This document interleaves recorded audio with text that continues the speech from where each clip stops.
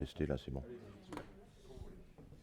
Alors, on reprend le cours de cette matinée. Le prochain exposé porte sur les aspects pharmacologiques de l'immunosuppression. On a le plaisir d'accueillir le docteur Yannick Stocco, qui travaille non pas à Bichat, mais à Beaujon.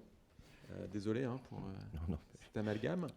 Et qui a choisi de nous faire une présentation extrêmement pratique et hautement interactive, j'espère. Merci, Yannick. Merci à toi, Jérôme. Bien, effectivement, donc moi je suis praticien hospitalier à l'hôpital Beaujon et j'ai eu la chance d'arriver à Beaujon en 88, c'était le début des transplantations. Donc de participer au lancement du programme avec la première transplantation en France pulmonaire et qui a suivi par la première transplantation hépatique. Donc ça fait maintenant 32 ans que je baigne au quotidien dans la transplantation en étant un peu hybride. Donc je suis pharmacien mais également pharmacologue. Donc côté biologie, et puis depuis 10 ans, très axé sur la clinique au quotidien avec mes collègues médecins et chirurgiens. Donc là, ce que je souhaite, c'est déjà vous présenter le plan, c'est déjà pourquoi le suivi thérapeutique pharmacologique, donc parler des spécificités des formes orales qui nous intéressent au quotidien, aborder les facteurs de variabilité pharmacocinétique des immunosuppresseurs, donc comprendre pourquoi les risques sont majeurs au quotidien dans les soins aux patients. Ensuite, comment gérer le suivi thérapeutique pharmacologique et comment agir. Est-ce qu'on peut agir sur ces facteurs de variabilité? Je finirai, comme vous êtes dans le domaine cardiothoracique, par un point sur les formes IV, de manière à compléter le tout. Donc vous n'hésitez pas à vous poser toutes les questions que vous souhaitez au fur et à mesure. C'est, comme l'a dit Jérôme, tout à fait interactif. Donc pourquoi le suivi thérapeutique pharmacologique? De toute façon, les greffes ne se sont développées qu'avec les immunosuppresseurs que nous avons eus à disposition.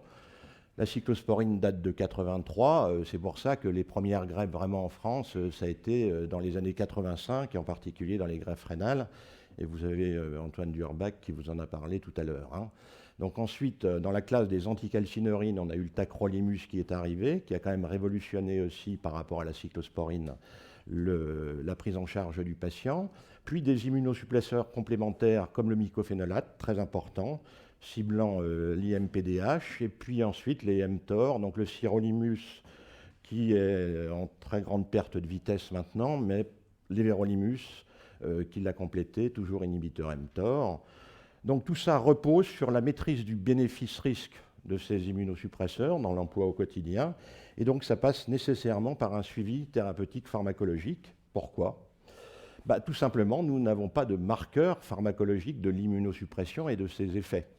On ne sait pas à l'heure actuelle si le patient, par un marqueur, est en état d'immunosuppression satisfaisante ou trop ou pas assez. Donc la seule chose, pour ne pas risquer l'immunosuppression trop faible, donc le rejet, ou l'immunosuppression trop fort, donc c'est-à-dire à la fois les effets secondaires des médicaments immunosuppresseurs, mais de l'immunosuppression globale, qu'on a tous tendance dans nos équipes à minimiser, c'est-à-dire le risque septique qu'on va majorer au niveau du patient. Donc tout ça ne peut se faire que par la mesure au quotidien des concentrations sanguines en immunosuppresseurs, puisque ça va être notre seule variable d'ajustement dans le traitement. Et les immunosuppresseurs avec les antirétroviraux sont la seule classe pharmacothérapeutique pour laquelle on dose tous les médicaments et on pratique une adaptation donc des posologies à partir de cela. Donc pour les anticalcineurines, cyclosporine et tacrolimus, donc, les variabilités interindividuelles, on va longuement en parler. Donc, les effets indésirables, vous les connaissez, néphrotoxicité, neurotoxicité, alors particulièrement vrai pour le tacrolimus, moins pour la cyclosporine. La cyclosporine, c'est plus dans les allogreffes de moelle osseuse qu'on voit la neurotoxicité de la cyclosporine.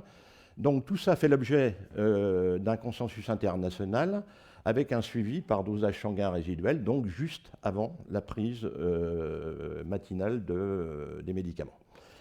Donc le consensus sur la cyclosporine, vous voyez, a déjà eu lieu en 1995, donc ça a été assez rapide, et puis en 1998 avec le tacrolimus, et depuis plus rien.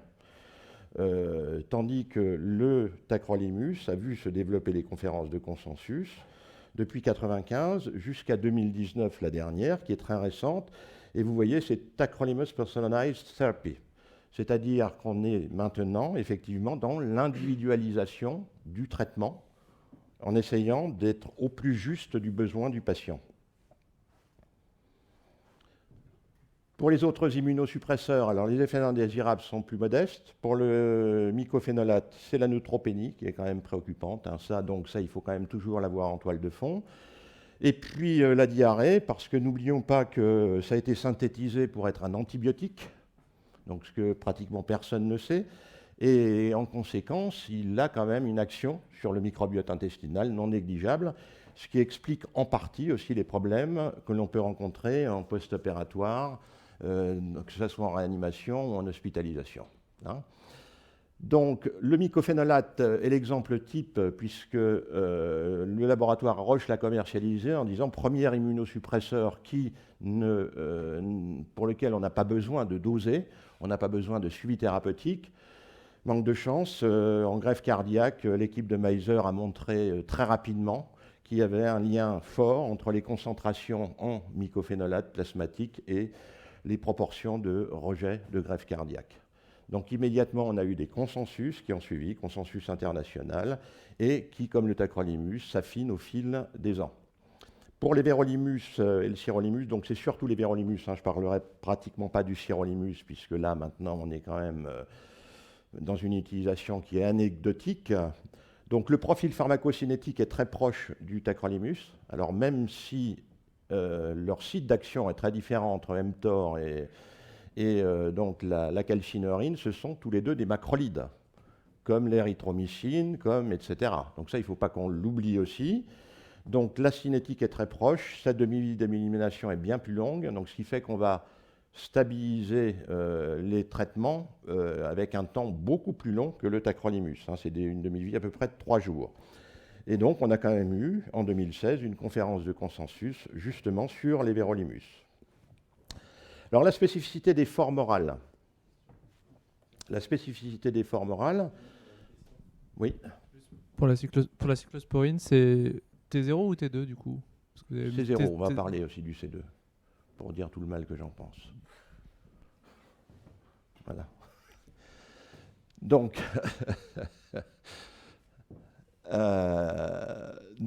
sur l'absorption digestive des immunosuppresseurs, donc, les formes orales, bien entendu, sont absorbées par le tractus gastro-intestinal. Donc, contribution théorique de l'estomac à l'iléon. Ce qui est intéressant dans les études de phase 1 avec le tacrolimus, c'est qu'ils ont pu utiliser des gélules avec ouverture à distance qui montraient en fonction des sites d'action, donc de l'estomac jusqu'au côlon ascendant, qu'il y avait effectivement une absorption qui était significative du tacrolimus. Donc, en premier, ça va dépendre de la galénique, bien entendu, du médicament. Donc, on a les formes à libération immédiate, le Celceps erticant néoral, Prograf, Modigraf à 2 ports, des formes avec délitement, Celceps gélule ou comprimé, mais sans délitement. La suspension buvable de Celceps qui est utilisable justement, par exemple, en réanimation via la sonde nasogastrique, de façon très simple. On a des formes à libération retardée, donc gastro-résistant, le mifortique, celsodique de mycophénolate, et des formes à libération prolongée qui permettent de n'avoir qu'une prise par jour matinale. Donc c'est quand même aussi un confort pour le patient, Advagraph et Envarsus, mais ces formes-là sont bien entendu strictement non adaptées à la réanimation, bien entendu.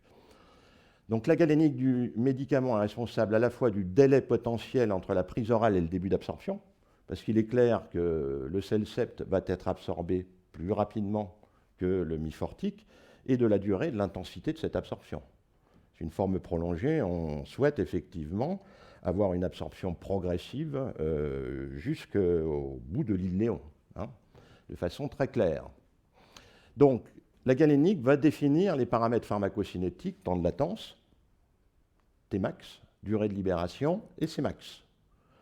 Donc ça, en fonction du gradient de pH que l'on a à l'intérieur du corps, uniquement par le biais, bien entendu, des entérocytes qui sécrètent les bicarbonates et qui vont petit à petit piéger et résorber l'acidité, ce qui fait qu'on a un gradient d'acidité qui va aller de 2 au niveau de l'estomac, sans IPP bien entendu, jusqu'à environ 8 au niveau de l'île Léon. Donc c'est ce qui permet effectivement d'avoir un processus continu d'absorption, mais ce n'est pas ce qui va donc jouer sur la variabilité associée à ces formes galéniques, que ce soit la variabilité intra-individuelle ou inter-individuelle. Hein. Donc là, nous avons les belles courbes de Prograf versus Advagraph qui sont sorties lors de la mise sur le marché d'Advagraph. Donc nous voyons la première prise de Prograf matinale, nous voyons la deuxième prise le soir de Prograf, et on voit déjà que le profil, et c'est ça qui est très intéressant dans le développement d'Advagraph, c'est que ça a permis de montrer qu'on n'a pas du tout la même cinétique entre le Prograf le matin et le Prograf le soir. Et on voit effectivement une absorption à peu près jusque-là, et après une phase d'élimination terminale d'Advagraph, mettant à profit, bien entendu, l'ensemble du grêle pour l'absorption. Alors, les mécanismes d'absorption du tube digestif, donc on a une diffusion passive, donc diffusion transcellulaire au niveau des entérocytes, qui va faire surtout appel aux molécules lipophiles non ionisées. Ça tombe bien, ce sont tous nos immunosuppresseurs. Donc, ce n'est pas très compliqué. Tout se passe par le même schéma, et il y a besoin d'un gradient de concentration positif entre le lumen intestinal et l'entérocyte pour le passage dans la circulation mésentérique. Donc le transport actif va concerner aussi tous les immunosuppresseurs donc, sur l'excrétion biliaire, hein, qui est très peu connue, qui consomme de l'énergie, mais par contre qui peut agir contre un gradient de concentration. Donc c'est un mécanisme qui est quand même spécifique, mais qui est important à noter, puisque l'élimination biliaire est totalement prépondérante pour tous, sauf le mycophénolate, qui lui, glucurono-conjugué, va être éliminé par le rein, mais il y a une partie non négligeable du métabolite, donc du MPAG, qui passe quand même par voie biliaire. Hein. Donc ce n'est pas neutre. Alors, ils vont être sujets aussi aux transporteurs membranaires au niveau intestinal, donc les transporteurs des flux, où maintenant on connaît bien la P-glycoprotéine qui limite l'absorption, puisque le but de cette P-glycoprotéine, c'est de rejeter dans le lumen intestinal ce qui rentre dans l'entérocyte, tout simplement. Donc, pour limiter la toxicité des xénobiotiques inconnus de l'organisme, donc gérés par le gène MDR1. Et puis également, on a du métabolisme intestinal par voie cytochromiale à l'intérieur de l'entérocyte, exprimé différemment, puisque principalement cytochrome 3-4, mais également cytochrome 3-5, particulièrement exprimé dans la population noire à plus de 90%, ce qui explique aussi les différences en termes de doses que l'on devra obtenir tout au long de l'immunosuppression. Et donc là, je vous ai mis la classe BCS, Biopharmaceutical Drug Disposition, qui a été demandée par la FDA il y a maintenant plus de 25 ans de ça. C'est très simple. Ça permet de vérifier effectivement les facteurs de risque de pharmacovigilance entre la solubilité du principe actif, donc tacrolimus, etc., et la perméabilité membranaire via un modèle de perméation classique CACO2. Et donc, on voit que en faible solubilité, en forte perméabilité, on a tous nos immunosuppresseurs. Hein. Tous sont là. Alors, vous en reconnaîtrez d'autres, de l'amiodarone, à l'itraconazole, etc. Donc, la classe 2 est une classe importante, ce qui explique pourquoi, la première image que je vous ai montrée, on pouvait effectivement avoir une perméation sur l'ensemble du tube digestif, ce qui explique aussi pourquoi on était ennuyé, par exemple, avec le Sandima à l'époque, quand ce n'était pas une micro-émulsion comme le Néoral, mais une émulsion simple, puisque c'était le problème tout simplement de l'étape de solubilisation, qui était le facteur limitant, et c'est à ce niveau-là que tout va jouer. Hein. D'accord ?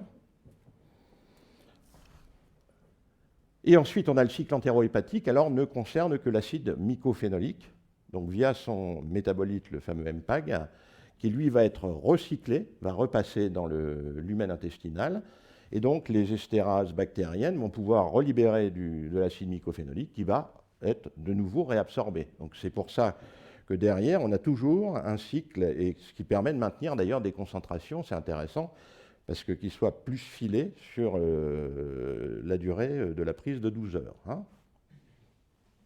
Et enfin, l'élimination biliaire concerne tous les immunosuppresseurs, alors, sauf le MPA pur, puisqu'il est pratiquement entièrement métabolisé par l'UGT1A, mais le glucuronoconjugué passe en partie. Et donc, plus la fonction rénale sera dégradée, plus le foie sera mis à contribution pour l'élimination biliaire donc du mycophénolate du MPAG. Alors c'est un mécanisme complexe et peu connu, travaillant particulièrement maintenant dans le foie. Il y a à peu près 1 à 2 publis fondamentales sur la bile par an, c'est peu, c'est difficile effectivement d'exploration, hein, c'est pas comme le rat. Donc on est quand même assez démunis, il faut le reconnaître à l'heure actuelle, sur justement le potentiel d'interaction médicamenteuse qu'on peut avoir au niveau de l'élimination biliaire.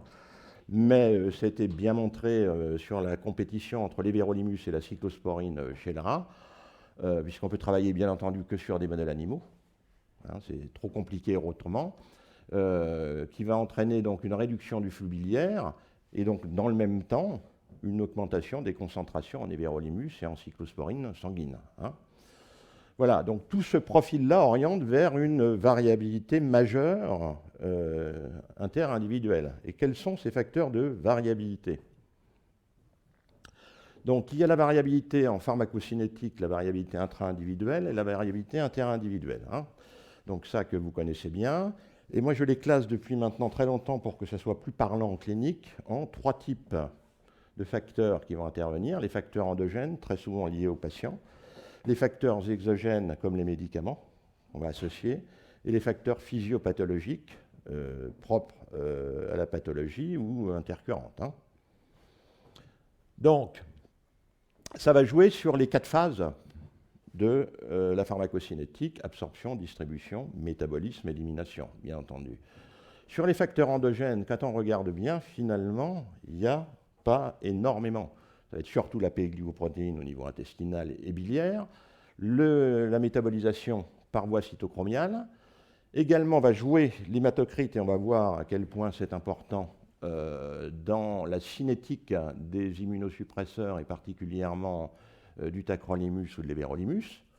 L'albuminémie également, tous ces médicaments-là sont extrêmement liés à l'albumine. Hein. Il n'y a que la cyclosporine, qui est très lié aussi, mais aux lipoprotéines spécifiques.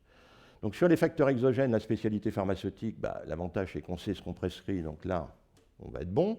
Les interactions médicamenteuses, c'est là où ça peut tanguer très fortement. L'alimentation, qu'il ne faut jamais négliger non plus. Ça, il faut bien connaître aussi l'impact de l'alimentation sur les concentrations, sur en fait, le retentissement sur les concentrations. Et les facteurs physiopathologiques, donc principalement gastro-intestinal, hépatobiliaire, et puis alors vasculaire, je le mets entre guillemets, puisque ça va concerner beaucoup plus essentiellement, bien entendu, le foie, hein, puisque c'est le foie qui élimine l'ensemble des immunosuppresseurs. Donc là, ça vous concerne moins. En général, le foie du transplanté cardiaque ou pulmonaire est bon, mais l'expérience, moi, m'a montré, avec 20 ans d'accompagnement des transplantations pulmonaires, c'est aussi qu'il y avait des problèmes hépatiques liés aussi aux médicaments qui sont utilisés et qui sont assez courants. On dira un mot d'ailleurs. Donc sur les facteurs endogènes, donc, ce sont des facteurs génétiques, donc prédestinés aux patients, hein, principalement, puisque ce sont les gènes qui vont donc coder pour l'expression du CYP3A4 et l'expression de la P-glycoprotéine. Donc la P-glycoprotéine, facteur limitant l'absorption, donc va avoir un rôle très simple, c'est diminution de l'absorption intestinale.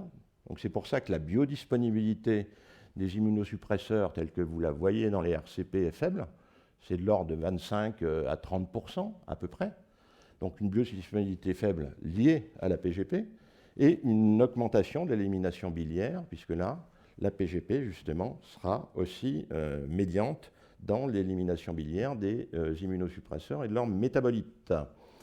Le métabolisme intestinal CYP3A4, donc là, tout a été fait depuis déjà une dizaine d'années, avec des corrélations singes-hommes pour vérifier justement l'importance de cet effet de premier passage, ou plus in vitro à partir d'entérocytes de culture. Donc il y a des différences entre les anticalcinorines, par exemple. L'activité CYP3/4 est supérieure donc pour la cyclosporine à celle du tacrolimus, mais il y a aussi la dose qui va jouer. Hein, parce que la dose de cyclosporine, pour un poids moléculaire à peu près identique, est quand même beaucoup plus importante. Donc ça, il faut aussi qu'on le prenne en compte. Mais par contre, ce qui est sûr, c'est que l'action de la PGP intervient moins au niveau de la cyclosporine et probablement pour les mêmes raisons de dose. Hein. Voilà. Donc les facteurs exogènes, donc les spécialités pharmaceutiques, bien entendu, vont être au cœur de cela. Donc pour un même principe actif, on peut avoir des formes pharmaceutiques qui vont être différentes. Bon, pour le mycophénolate, c'est le CEP mifortique. Ça peut être très intéressant, effectivement. Le mifortique, sur un profil de patient qui absorbe beaucoup au niveau de l'estomac le CELSEPT, va prendre un grand pic. Le mifortique, on va le lisser. Donc sur des neutropénies ou sur une tendance neutropénique, ça peut être intéressant d'utiliser le mifortique en lieu et place du CELSEPT, par exemple. Mais attention aux IPP, parce que là, on va modifier grandement le profil du mifortique. Parce que c'est vrai, sur un estomac qui est à pH 2, si vous avez un estomac qui est à pH 5, c'est fini puisqu'il se délite autour de 4, de pH 4. Donc ça ne sert à rien après. Derrière, attention au générique sur le CELSEPT, hein, vous devez le savoir, là, ça s'est durci depuis le 1er janvier. Donc il est tout à fait, moi ça ne me gêne pas les génériques, le problème du générique ne me gêne pas à partir du moment où on utilise toujours le même générique. Toujours le même générique. Ce qu'il faut savoir, c'est qu'on peut avoir des écarts à peu près de 20% en plus et de 25% en moins. Et le drame, c'est si on utilise un générique à plus 20% et après qu'on utilise un générique à moins 25%. Là, on peut mettre effectivement le patient en difficulté avec une sous-immunosuppression. Donc il y a toujours la possibilité de mettre mention non substituable, entre virgule MTE, donc marche thérapeutique étroite, tout simplement. C'est un médicament qui fait l'objet d'un suivi thérapeutique pharmacologique. Donc là, la sécurité sociale autorise le fait qu'on ne le substitue pas. D'accord? Donc ça, c'est à connaître pour les mycophénolates. Et pour les génériques, alors la cyclosporine, ça n'existera jamais parce que c'est une capsule molle. Donc il n'y a qu'un labo qui le fait en Europe, c'est à Beinheim, à côté de Strasbourg. Donc là, il ne pourra jamais y avoir de générique, déjà exit. Sur les vérolimus, ils ont génériqué sur les vérolimus utilisés en cancéro, en oncologie. Il y a peu de chances que sorte un générique de l'évérolimus dans les temps futurs. Et n'existe pas pour les anticalcinorines, donc, puisque le tacrolimus, comme vous le voyez, c'est des noms qui sont différents. Donc on ne va pas prescrire tacrolimus. On va prescrire Prograf, Modigraf, Adopor. Voilà, c'est ça qu'on prescrit. Donc, ce qu'il faut savoir, c'est que Prograf et Modigraf, donc Astellase, Modigraf, c'est la forme pédiatrique, 0,2, 1 mg. Ça peut être intéressant à utiliser, on l'utilise bien volontiers, nous, en adultes, à partir du moment où les doses doivent être effectivement très basses au quotidien. Donc, c'est toujours quelque chose d'intéressant à voir. Hein. Donc, l'Adopor, c'est l'équivalent du Prograf. Ça, dans la formulation et dans la cinétique, il y a quand même une très proche équivalence. Et dans les formes à libération prolongée, on a Advagraf et Envarsus, où l'Envarsus, ils ont micronisé la poudre de tacrolimus pour permettre justement une meilleure solubilisation, telle qu'on a vu au départ, qui effectivement est meilleure et doit faciliter une moindre variabilité interindividuelle. Voilà. À l'heure actuelle, on a trop peu de données pour... Donc, dans tous les cas, si on a une conversion à faire, il faut que le patient soit déjà stable. Hein. Et on convertit aux doses du RCP préconisé avec un contrôle de la sémine entre 5 à 7 jours et on adapte si besoin et on recontrôle sur 15 jours pour voir que tout est bien stable. Hein. Donc là, le générique ou les médicaments, on va dire, similaires du tacrolimus, attention quand même, précaution. Alors les facteurs exogènes, les interactions médicamenteuses. Donc c'est un peu logique, vous allez me dire que c'est mon dada, mais vous verrez après que ça doit être le dada de tout le monde. Hein. Donc interaction directement limitant l'absorption, les pansements antiacides. Ça c'est le truc auquel on ne pense pas. mais ça peut faire beaucoup de dégâts et ça masque pas que les immunosuppresseurs. Tous les médicaments par voie orale vont être influencés, en particulier, bien entendu, ceux qui sont absorbés particulièrement au niveau de l'estomac. Via la glycoprotéine intestinale, tous les immunosuppresseurs sont concernés, sauf le MPA. Donc il y a une kyrielle, parce qu'on en connaît de mieux en mieux, qui interagissent avec la PGP. On ne peut pas tous les citer, mais généralement, PGP et cytochrome 3,4, ça fait bon ménage. Donc voilà, c'est-à-dire que l'un va avec l'autre. Mais je me suis rendu compte, par exemple, la rifampicine qui effraie tout le monde, en termes d'utilisation chez le transplanté, je ne pense pas être démenti, non, par vous. Voilà, donc maintenant, moi, c'est quelque chose de très simple à gérer parce que j'ai compris que l'interaction n'était pas l'interaction métabolique via le cytochrome, pipeau, c'est vraiment l'interaction avec la PGP qui est primordiale. Donc à partir du moment où, par exemple, on donne l'advagraphe le matin et qu'on donne la rifampicine le soir, il ne se passe pratiquement rien. Donc, alors que si on le donne en même temps, on va être obligé de multiplier d'un facteur 4 à 5 la dose d'advagraphe. Vous vous rendez compte de la puissance de l'interaction uniquement sur la PGP. Donc ça, c'est de la cuisine à connaître, mais ça permet comme ça de traiter efficacement parce que la rifampicine, à des moments donnés, on peut en avoir besoin quand même, de façon impérative. Voilà. Donc via le cytochrome 3, 4 à 5, bon, on ne peut pas citer tous les médicaments, bien entendu, et puis en plus le vital peut ne pas être exhaustif. Donc sur les principaux au quotidien, vous avez tous les antifongiques azolés. Alors ça, c'est carton plein. En anesthésie, vous avez le midazolam. C'est pour ça que c'est banni en transplantation hépatique. Maintenant, on est au propofol. Tous les antagonistes calciques. Donc le loxène, on l'a banni aussi, parce que l'interaction fait beaucoup de dégâts, une interaction aussi puissante. Après, il y a aussi des patients VIH, par exemple, avec les inhibiteurs des protéases. Donc on ne peut pas tout citer.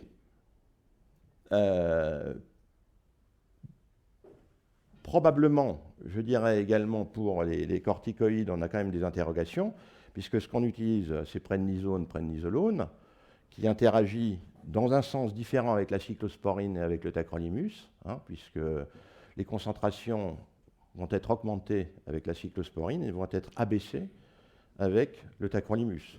Donc on ne comprend pas bien non plus ça. Par contre, on pousse de l'hydrocortisone, il ne se passe rien.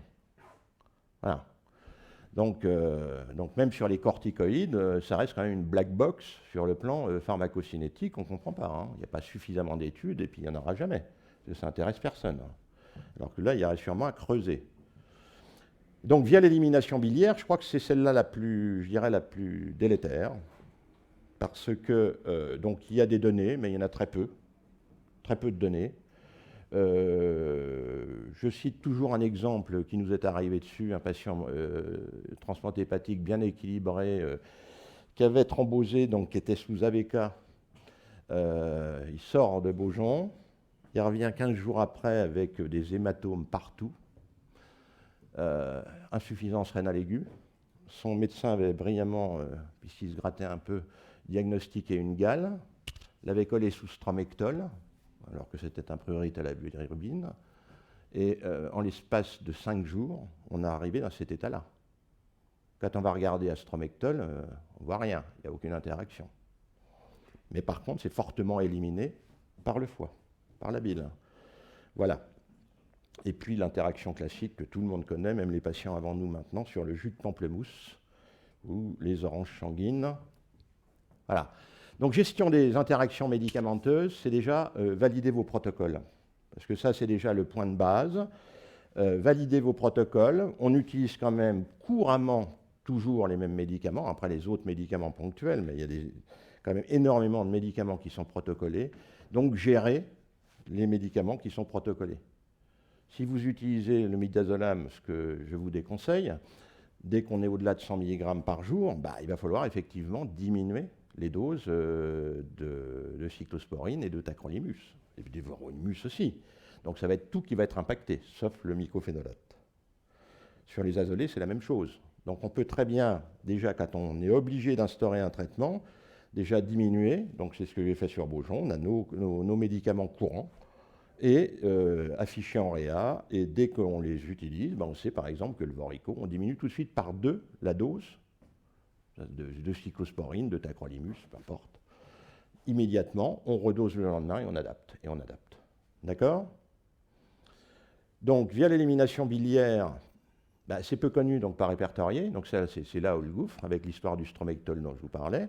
Bon, par exemple, les sartans, pourquoi je les aime pas trop? Parce que c'est pratiquement tous à forte élimination biliaire. Il n'y a pas de compétition métabolique, mais forcément, il y aura un retentissement. Même le MMF, par exemple, en cas d'insuffisance rénale, si le foie va prendre le relais du rein, oui, forcément, il y aura un retentissement sur les limitations biliaires. Donc tout ça, c'est effectivement, ça justifie d'avoir des contrôles réguliers des taux sanguins en immunosuppresseurs pour toute introduction de médicaments à tropisme hépatobiliaire. Voilà. Donc l'alimentation, là je vous ai mis un petit catalogue, mais la littérature, il n'y a pratiquement rien dessus, de ce qui se fait. Donc vous savez que sur les tacrolimus, il faut effectivement marquer dans le RCP, prendre 1 heure avant le repas. Donc on va justement parler, mais vous voyez que c'est quand même relativement modique, les effets. Ça joue peu sur l'AUC, ça joue un peu sur la Cmax, mais finalement peu sur l'AUC, et c'est peut-être pas plus mal non plus. Donc, pourquoi? Puisque ça, c'est la seule étude qu'on a, c'est sur le prographe. On voit patient donc à jeun, en blanc, patient nourri, repas riche en lipides. Mais finalement, ça reproduit à peu près ça, si vous voyez ce que je veux dire. Puis le patient-là, et pourtant il l'a pris 1 heure avant son repas du soir. Donc on l'emmerde pourquoi, le patient? Vous voyez ce que je veux dire? Et ça, c'est aussi quelque chose qui stresse les patients. Et ça, c'est pas bon. Parce que toujours penser 1 heure avant. Si on prend le cas de l'advagraphe,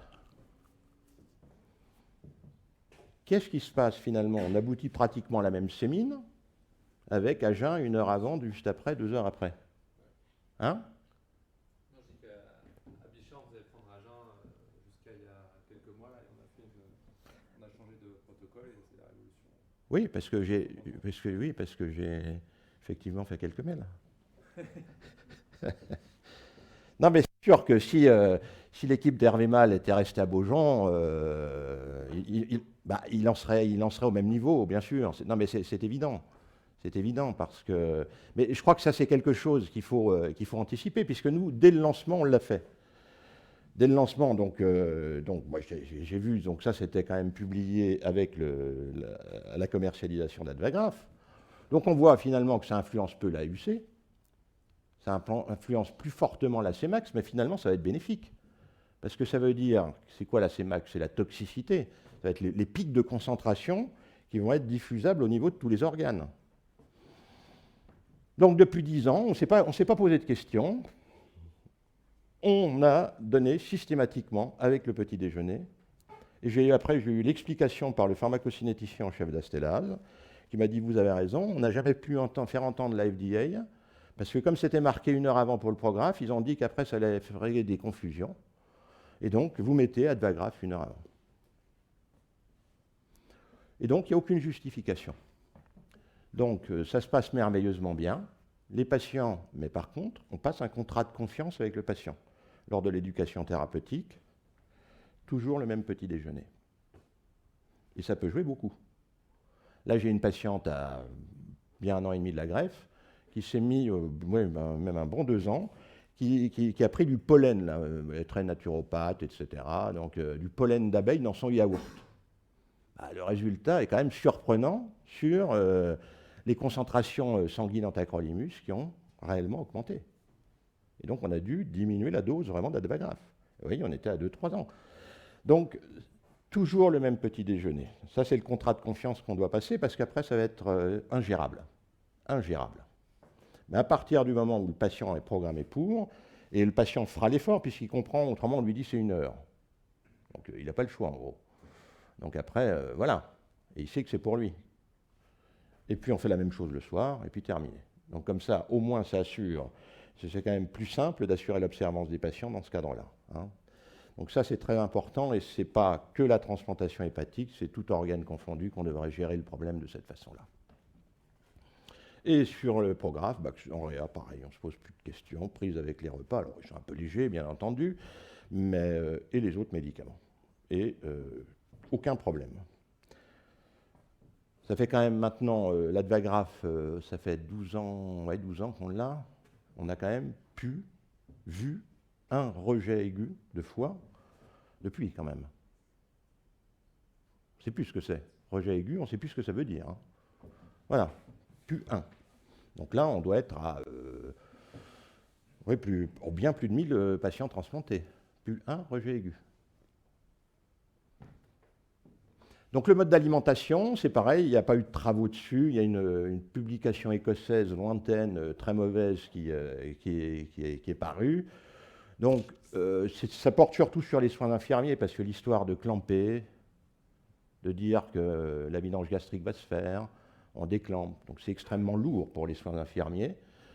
Donc du coup, on a arrêté, on est en 24-24 sur la nutrition entérale, et à partir de ce moment-là, on sait qu'on a une diminution de l'absorption, la biodisponibilité du tacrolimus est moindre par rapport à un repas même léger, et donc on ajuste la posologie dès qu'on reprend une nourriture normale au quotidien, donc ce qui fait qu'on dose aussi régulièrement derrière et on adapte, c'est tout. Donc là, ça permet comme ça d'alléger quand même les soins infirmiers parce que c'est vraiment très lourd autrement pour les infirmières à faire ça. Hein. Donc, sur les diarrhées, donc, pas d'influence notée sur la cyclosporine. Sur le tacrolimus, c'est ambigu. Alors, il y a des cas décrits d'augmentation, mais c'est sporadique, d'augmentation des concentrations, plus liées à une interaction avec les LPS des bactéries gram négatives dans le tractus intestinal. Mais en règle générale, c'est une diminution de l'absorption. Pourquoi ? Puisque prographe, c'est estomac et partie haute du grêle, particulièrement le duodénum. Advagraph, c'est jusqu'au bout de l'iléon, pratiquement, pour presque tous les patients. Donc, faites attention que Advagraph en forme LP, on a bien entendu une attention accrue sur les évolutions de la motilité intestinale du patient, sur les plans physiologiques, diarrhée, donc on va modifier l'absorption, mais également, n'oublions pas, par exemple, tout simplement l'hymorphinique. Parce que là, on va ralentir le transit intestinal, on va augmenter la biodisponibilité, on va augmenter les concentrations sanguines. Voilà. Donc, c'est pour ça que si on fait partir, on va sur le séjour hospitalier avec de la morphine, on arrête la morphine quand le patient retourne à domicile, on risque d'avoir des grosses surprises et des taux totalement effondrés. Hein. Et puis, bien entendu, les obstacles biliaires, hein, ça peut concerner un petit peu tout le monde, mais pas comme en foie sur les problèmes de sténose biliaire. Ça, je vous le montre, c'est pour voir aussi quand même l'interaction, les conséquences sur la cinétique, pardon. Vous voyez les concentrations augmenter de façon notoire en gardant la même posologie. On pose l'endoprothèse biliaire, tout revient dans l'ordre, même comme avant, preuve que la sténose était déjà constitutive avant. Donc l'élimination biliaire est quelque chose aussi de complètement important. 2 mots, syndrome de Grelcourt, si vous en avez. Donc ça, on peut, à partir du moment où ce n'est pas trop court, utiliser le prographe. Donc ça, il n'y a pas de souci là-dessus. La cyclosporine, c'est un peu plus tendu, parce que son site d'absorption est quand même bien moins stomacal. Donc pas de règle, il faut essayer au cas par cas. Par contre, contre-indication absolue pour les formes LP, bien entendu. Et jéjunostomie, voie possible d'administration, hein, pour tous les médicaments, que ce soit le TAC ou la cyclosporine. Voilà. Alors, comment gérer le suivi thérapeutique pharmacologique ? Donc, déjà, quelle cible rechercher en concentration sanguine ? Le sang total, c'est pour tout sauf le mycophénolate. On sait qu'on a une sémine autour recherchée d'1 à 3 mg par litre. N'oublions pas la liaison protéine de 97%, et que donc si on on est en dessous de 30 grammes, ça va poser des problèmes d'interprétation assez lourds. Donc là, par exemple, moi j'ai préféré qu'on arrête le dosage du mycophénolate en transplantation hépatique précoce, parce qu'on se trimballe avec des albus à 22, etc. Donc, on risque de surexposer puisqu'on va minimiser le résultat du dosage. Donc, je préfère qu'on fasse appel au bon sens clinique et c'est tout. Hein, il vaut mieux le bon sens clinique qu'un mauvais dosage. Hein, ça, de façon très claire. Et pourquoi le choix du sang? Tout simplement parce que la cyclosporine et ses métabolites avaient un ratio différent en fonction de la température. Donc, du coup, c'est ce qui a servi de matrice pour tout le reste. Par contre, regardez ce qui se passe, comment est distribuée dans le sang la cyclosporine et comment est distribué dans le sang le tacrolimus. Ça n'a rien à voir. Il n'y a rien à voir. Donc, il se concentre dans les globules rouges. 95, c'est officiel. Là, les travaux qu'on est en train de finir, on est plus proche du 98. Donc, c'est quand même extrêmement lourd. Ça montre que c'est dans les globules rouges qu'on dose le tacrolimus, qui ne sert à rien en demeurant. Fraction libre infime, puisque très liée aux protéines plasmatiques. En plus, contrairement à la cyclosporine, albumine, alpha-glycoprotéine, donc protéines non spécifiques, donc toutes les interactions médicamenteuses qui vont voir dessus, hein, contrairement à la cyclo. Et comme seule la fraction libre est active et va donc fournir l'effet pharmacologique, si vous calculez sur une C0 de 200, dont vous avez l'habitude en cyclosporine, on est à 12 microgrammes par litre, en C0, 10, c'est déjà une très belle concentration de tacro, on est à 5, on est sur un facteur 1000 d'écart avec la cyclosporine, ce qui montre la différence de puissance entre les deux anticalcineurines. Comme on dit, il n'y a pas photo. Puis on va voir qu'il n'y a pas photo non plus sur le parenchyme pulmonaire. Donc c'est pour ça qu'on a des fourchettes thérapeutiques, mais qu'on est très ennuyé pour la cyclosporine, mais qu'on est très ennuyé pour le tacro. Et donc on parle plutôt de cible à atteindre, parce qu'on sent bien effectivement que la fourchette, ça n'a pas de sens. Quand on voit des fourchettes du RCP, c'est plus des fourchettes, c'est des louches. On est à 5,20, délirant. Donc c'est surtout le nombre de globules rouges dans le sang qui va influer finalement le résultat du dosage. Peu pour la cyclosporine, comme on vient de le voir, mais énormément pour le tacro. Quand on voit par exemple sur des patients totalement stables, hein, transplanté hépatique stable, médicaments biologiques cliniques, très stable, on transfuse 2 kg et 4 kg. Les concentrations ont évolué radicalement du jour au lendemain, avant, après. Est-ce que vous pensez qu'on modifie l'immunosuppression d'un jour à l'autre par une simple transfusion?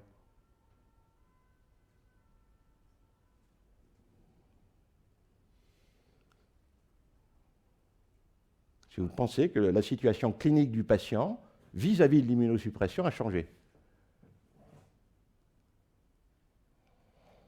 Là, mon patient, je lui dis, tiens, il est trop faible. Ah, tiens, il est bien. Ah, bah tiens, là, il était bien. Ah, bah merde, il est un peu élevé quand même. Peut-être pour ça, d'ailleurs, que le rein ne va pas bien. Mais il ne se passe rien.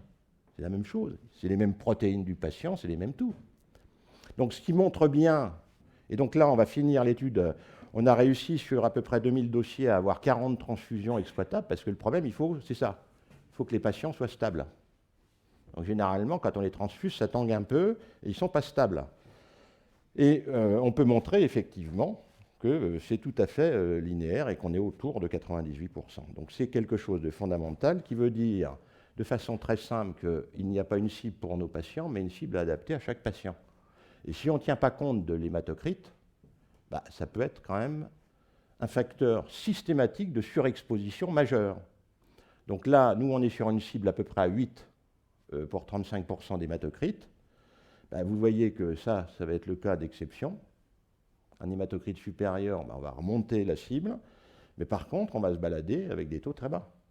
Et moi, ça ne me gêne pas sur des cirrhotiques lourds d'être à des taux de 3 à 4 microgrammes par litre de tacrolimus à J15, J12, peu importe.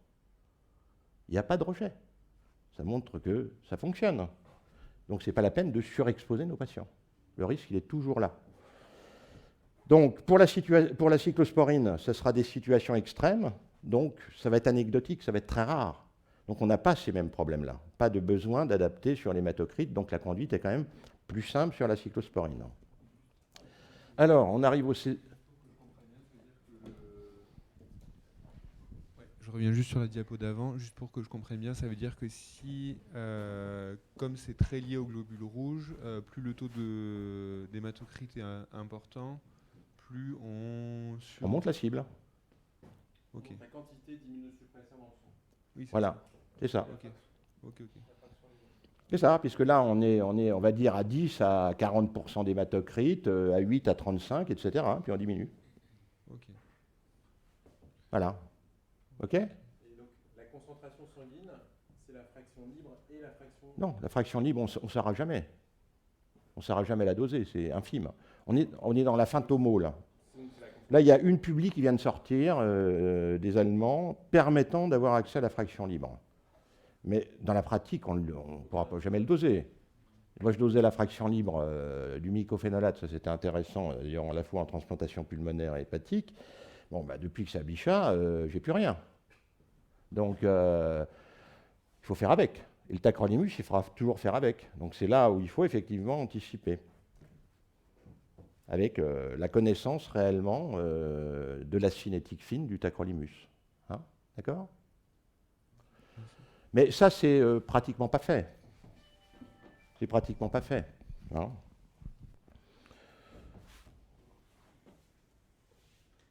Alors c'est vrai qu'en rein, ils n'ont pas beaucoup de problèmes, eux, parce que généralement, c'est pas les hématocrites, transplantation rénale, c'est eux qui font la grosse cavalerie quand même de la greffe.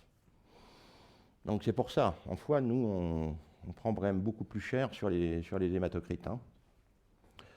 Donc voilà, alors, on arrive à la fameuse question du C2. On y arrive. Et une prise de nez orale. Vous voyez la variabilité entre ce patient-là et puis ce patient-là. Rien à voir. D'accord. Donc là, c'est une soupe. Et la plus forte des variabilités, bien entendu, elle est sur la phase d'absorption. Donc ce qui fait que vous avez trois profils, finalement, de cyclo, les normaux, les à distance, les retardés, et les pauvres absorbeurs. D'accord?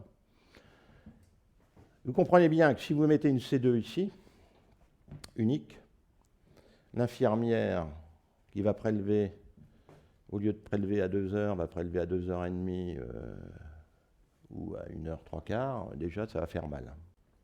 Ça va déjà faire mal. Première chose. Deuxième chose, ça évolue beaucoup, puisque vous avez vu les profils cinétiques. Donc on est capable d'arriver à faire des erreurs qui sont supérieures à 50%. On dit qu'en concentration résiduelle, l'erreur, elle sera toujours inférieure à 5%, donc toujours infraclinique, quelle que soit l'heure de prélèvement.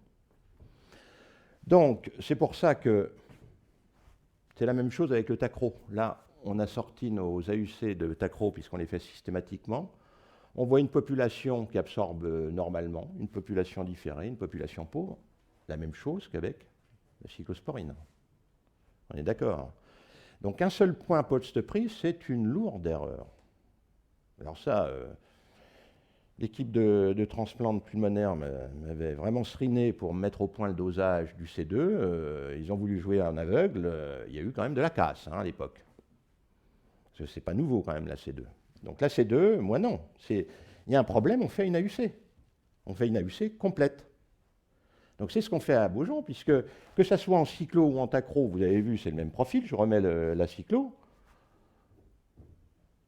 Et ce patient-là, si on a les mêmes C0, bah, il est clair que lui, on va risquer un rejet.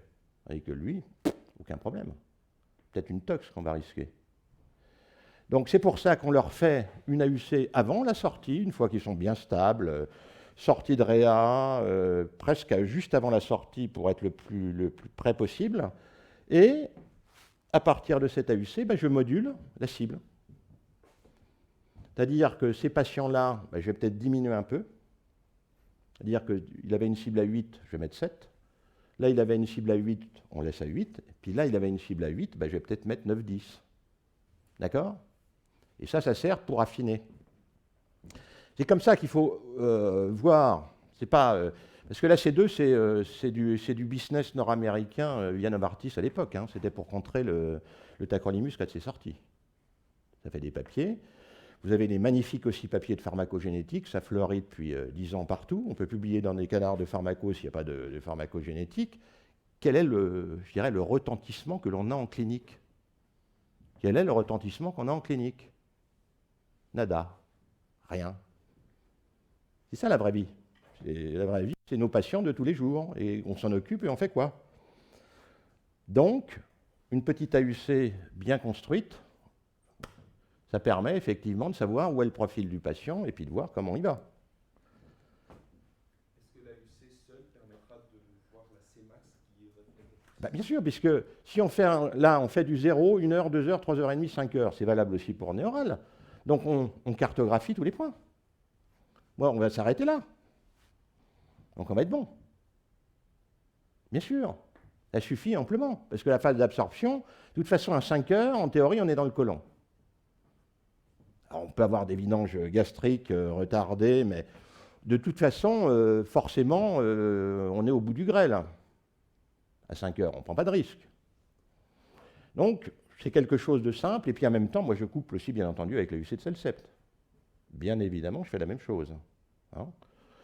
Et puis, quand je vois des pics de Celcept qui sont comme ça, moi, je sais très bien que c'est la neutropénie garantie, sévère, M2, M3. Donc on anticipe et on descend tout de suite la dose de Celcept. Si on faisait de la bithérapie avec de l'évérolimus, c'est la même chose. Hein?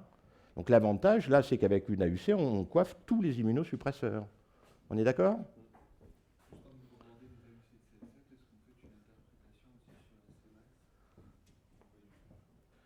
Moi, c'est plus, c'est pas. Là, pour le moment, comme j'aime à dire, là, on fait ça au doigt mouillé de Stocco. Donc, ça, c'est pas bon, parce que je passe sous un train, c'est pas bon. Donc, c'est pour ça qu'on essaye d'aller sur des AUC quantifiés, donc d'où les modèles de quantification des AUC, pour permettre justement d'avoir une quantification qui soit plus simple à gérer. Mais en gros, un patient correct en tacro, c'est 3,5 sémines en Cmax. D'accord? 3 fois. Donc, si le patient est au-delà, là, 3,35 sémines, voilà, on est à peu près à 15 pour une concentration à 5, à peu près en sémines, en Cmax. D'accord? Si le patient est au-delà, là, on est sur un risque de toxicité puisqu'on va majorer effectivement l'exposition des autres organes. Alors, donc on est détendu en foie puisqu'on sait que tout passe dans le foie. Donc, ce n'est pas comme le poumon où là, c'est un autre problème. Mais donc, du coup, on peut baisser effectivement la concentration minimale, puisqu'on a le reflet de l'AUC. D'accord? A contrario, ce patient-là, je vais dire, oulala. Donc, ça, moi, je vois effectivement, alors des rejets à la con, on en a de temps en temps, parce que, tiens, on diminue, on cale la sémine à 3 ans, à 4 ans, et bingo, on voit effectivement les alades commencer de déraper. Tiens, qu'est-ce qui se passe? Le patient, il n'est pas suffisamment couvert. Et ce patient-là, il faudra qu'il garde toute sa vie une concentration élevée et on n'aura aucun effet toxique, puisqu'on ne le surexpose pas du tout. D'accord? Moi, ça ne me gêne pas, ces patients-là. Par contre, il faut qu'ils le sachent. Et maintenant, je leur dis aux patients, surtout que le docteur machin, etc., ne vous diminue pas parce que vous nécessitez cette concentration-là. Et ça sera pour du très long terme. OK? C'est clair? Alors, le MPA, oui, il y a des protocoles où c'est 20 minutes, etc. Oui, oui. Oui, on est d'accord. Moi, je préfère caler l'AUC sur le majeur, l'anticalcineurine, et ça me va bien pour le mycophénolate, parce qu'en plus, on peut déjà coiffer aussi, éventuellement, le cycle entérohépatique. Non, moi, je ne suis pas un pharmacologue conformiste. Comme j'avais dit à mon ami Pierre Marquet de Limoges, là, qui a monté son unité INSERM, j'ai dit, quand on était un board sur la variabilité interindividuelle, j'ai dit, c'est quand même marrant, Pierre, c'est toi le médecin, c'est toi qui parles de coefficient de variation, c'est moi le pharmacien et c'est moi qui parle de clinique. Donc voilà. Donc l'avantage, c'est qu'il faut que ça soit pratique, il y a un sens. Il faut qu'il y ait un sens. Donc effectivement, les AUC tels qu'on les recherche dans cette configuration-là, on doit être à 30 à 60 mg. Mais moi, je n'ai pas besoin de ça. C'est simplement le profil de la courbe est suffisant, il parle. Uniquement si on dit c'est profil A, profil B, profil C, il n'y a pas besoin de faire des grands calculs et d'aller pianoter des modèles bayésiens de folie. Non. Hein? Donc au quotidien. Voilà. Donc on va accélérer. Donc finalement, comment interpréter un dosage sanguin maintenant que vous avez bien compris l'AUC? Les hématocrites fondamentales, l'albuminémie aussi pour le tacro. Les paramètres hépatiques, il faut quand même les suivre parce que ça va être un facteur d'évolution. Le rein, 0, c'est-à-dire que si vous avez effectivement des concentrations élevées, c'est le foie qui élimine. D'accord? Le rein ne rentre pas en compte du tout dans les immunosuppresseurs en dehors du MPA. Ça va jouer sur la créate, bien entendu. Sur la tox, oui, on va diminuer parce qu'il y a de la tox, mais le rein, pas un problème. Hein, il n'élimine pas. Les médicaments co-administrés. Et si on ne fait pas tout ça, qu'est-ce qui se passe? C'est que de toute façon, si on prend que le résultat brut, on va conduire à une surexposition quasiment systématique des patients. Pratiquement jamais à une sous-exposition. Et le résultat d'un dosage anticalcineurine, c'est la valeur du résultat. Méthode de dosage, maintenant, on est en masse partout. Attention au suivi, quand même. Il y a de l'Eclia qui vient d'arriver en ville. Il y a, autant avec architecte, c'est bon, autant là, j'ai vu des petites choses qui ne me plaisent pas quand même dans le suivi des patients. Les valeurs antérieures en anticalcineurine, parce qu'il est clair que si je veux ma cible à 8, mais si le patient il a fait 15, 12, 8, il est peut-être temps de l'augmenter quand même. Parce que ce n'est pas le résultat brut qu'on doit prendre aussi, c'est les paramètres de suivi qu'on a dit, les médicaments interférents, ça c'est fondamental, et confronté bien entendu aux données cliniques, patient aseptique, je ne vais pas prendre le risque de le surexposer, bien évidemment, et l'antériorité de la greffe, puisqu'on aura quand même petit à petit tendance à démarrer.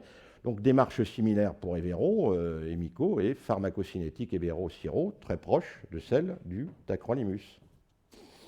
Donc comment agir sur la variabilité? Très rapidement, puisqu'après on n'a plus le temps.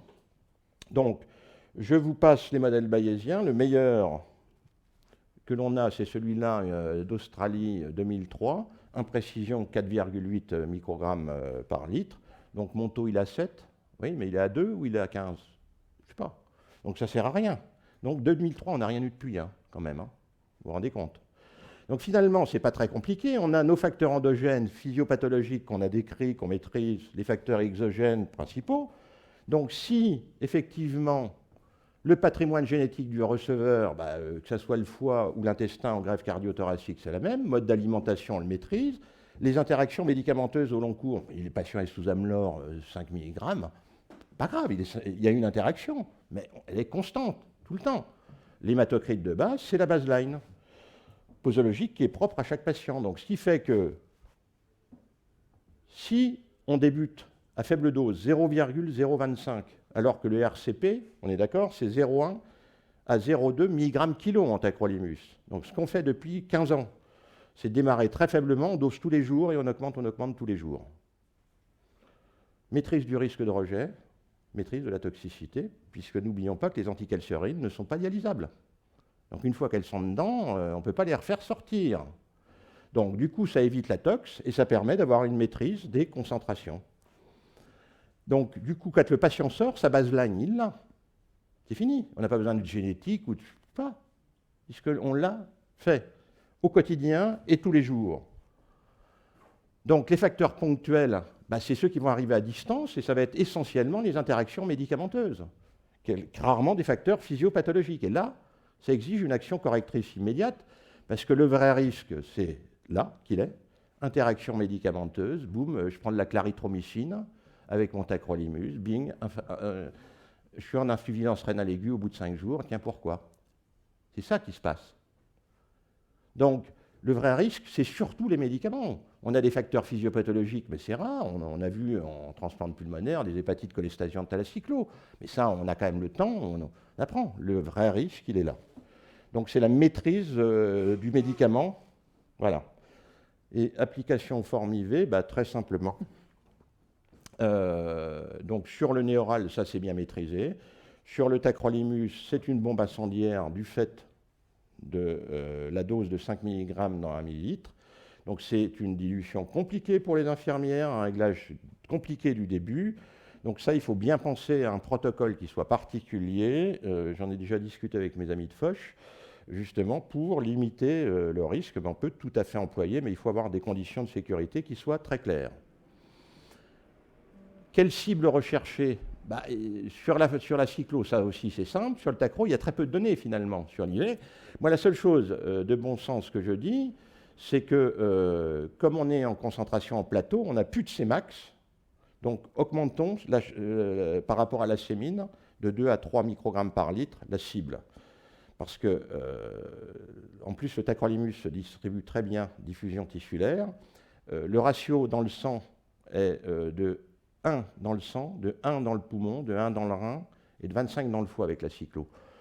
Avec le tacro, on arrive quand même à avoir une concentration qui est de 3 à 5 fois supérieure dans le parenchyme pulmonaire à celle du poumon, à celle de la cyclo, pardon, dans le poumon.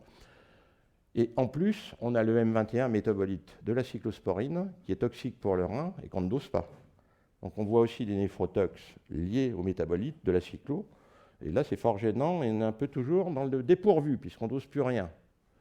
Voilà. Et puis, pour finir, la sublinguale, qui est une fausse sublinguale, mais avec une vraie efficacité, puisqu'on va dire qu'on retient le tacrolimus sous la langue, qui va être, par la salive, éjecté progressivement dans le tractus digestif, absorption stomacale haute, biodisponibilité augmentée plus, donc en moyenne, 1 mg en sublinguale, ça fait 3 mg en voie orale.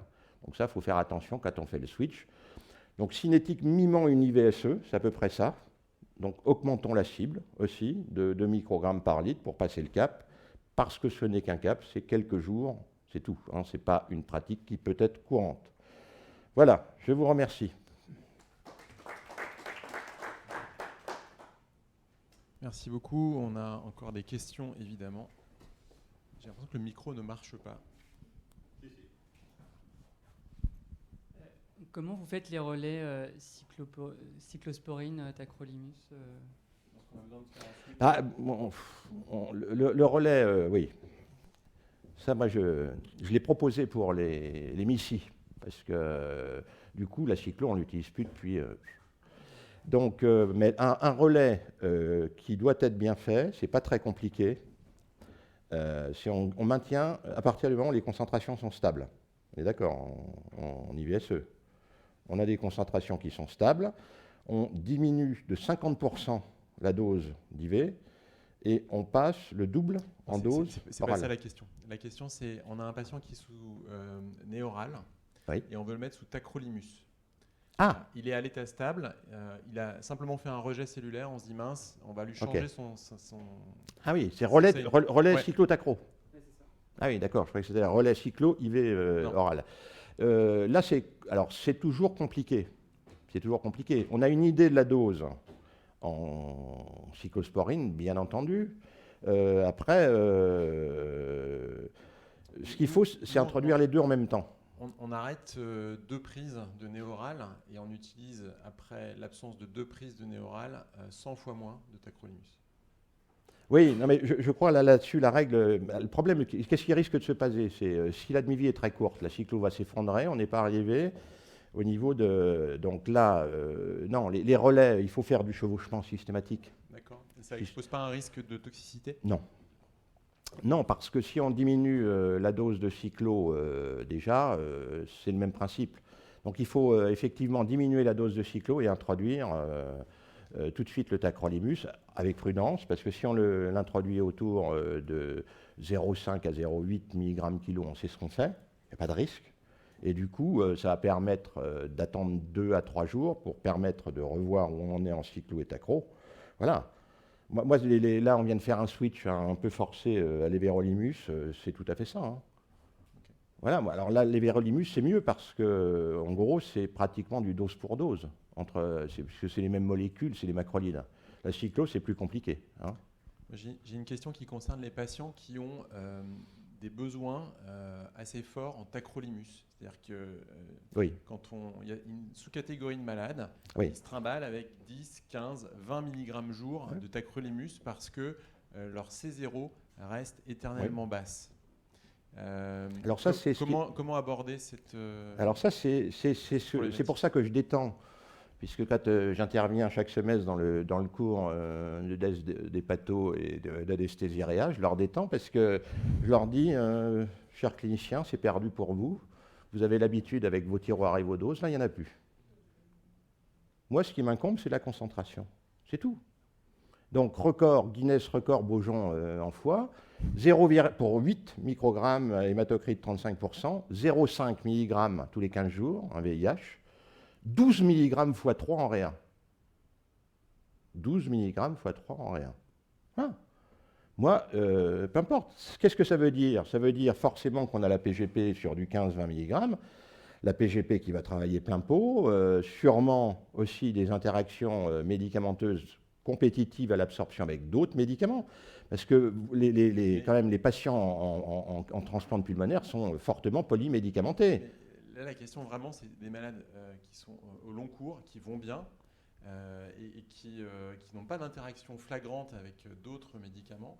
Est-ce qu'il faut rechercher des polymorphismes du cytochrome? Est-ce qu'il faut... donc ça, c'est une question. Non, l'autre question, c'est parce que le problème... il faut chercher à tout prix la cible du C0 en augmentant les doses, ou est-ce qu'il faut se dire qu'ils ont quand même un degré d'exposition, même si le C0 est bas? Non. Après, le seul juge de paix, c'est l'AUC. D'accord. C'est tout. C'est tout. Donc c'est pour ça que quand on a fait une AUC, on sait où on met les pieds, on est détendu. D'accord. Mais oui, parce que moi, c'est pas choquant, 15 mg, j'en ai des transplantés hépatiques à 15 mg. D'accord. Et l'AUC tranchera entre l'exposition et le risque de toxicité. Bah oui, puisque là, on va voir dans quel profil se situe le patient. Okay. C'est pour ça que c'est une AUC comme ça, mais chez un patient stable, équilibré. Il faut qu'on soit dans la vraie vie, quoi, de tous les jours. Hein. D'autres questions? Moi, j'ai une question sur la pharmacocinétique Advagraph-Prograph. Donc, finalement, ça encourage beaucoup plus à l'utilisation de l'Advagraph. Ah oui. Voilà. Ah oui. Et Ah oui. donc, Oui. parce que- Puis l'avantage, c'est que l'AUC, là, on le fait, on le maîtrise sur 5 heures et ça vaut pour toute la journée. Ok. Et par contre, lorsqu'on va utiliser, par exemple, un azolé, est-ce qu'il y a un intérêt à repasser sur une double prise par jour pour gérer la toxicité ou l'augmentation de dose? Non. Non, parce que l'azolé va au contraire, oral, tu veux dire, Ouais. va limiter l'absorption aussi du tacrolimus, donc on va écrêter un peu l'AUC. Non. Non, après, ce qu'il faut, c'est gérer l'interaction métabolique. Okay. Donc, diminuer par 2, non. Et j'ai une dernière question. Quelles sont tes recommandations vis-à-vis de la surveillance biologique au long cours des malades qui vont bien? Nous, on a une habitude, et on ne sait pas vraiment sur quoi elle est fondée, on leur fait toutes les 3 à 4 semaines une résiduelle de CNI quand ils sont chez eux au laboratoire de ville pour vérifier qu'on est encore dans les bons ranges. Bah, si le patient est stable, Après, qui le font, qui sont toujours stables. Par contre, on ne va pas maîtriser ce qu'ils vont prendre à côté, comment ils vont... tout est lié aussi sur le TP. Aussi, parce que là, maintenant, je sais qu'on a des patients qui appellent à 4 ans, 5 ans, c'est bien, parce qu'on a débuté il y a 6 ans le TP. On gère des trucs, effectivement, qu'on n'aurait pas géré, et ça serait terminé mal pour le patient. Voilà, donc après, je crois que sur des patients vraiment stables, où on est tranquille, il n'y a eu aucun rejet de signaler qu'on sait que c'est des patients sérieux, bien observants, on peut petit à petit décaler. Élargir. Décaler, 1 mois et demi, on voit ce que ça donne, etc. Restons pragmatiques. Oui. Bon, c'était passionnant. On a appris plein de trucs. Merci à vous. Merci beaucoup. Merci bien.